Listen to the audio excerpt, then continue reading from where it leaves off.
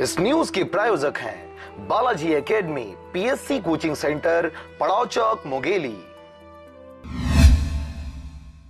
और अब बात करते हैं नए खाद्य मंत्री मोहम्मद अकबर की, जिन्होंने 2018 विधानसभा चुनाव में सबसे बड़ी जीत दर्ज की। इससे पहले वे जोगी सरकार में भी मंत्री रह चुके हैं और इस बार भूपेश सरकार के द्वारा उन्हें खाद्य मंत्री, परिवहन मंत्री, उपभोक्ता संरक्षण विभाग जैसी कई महत्वपूर्ण पदों पर नियुक्त किया गया है।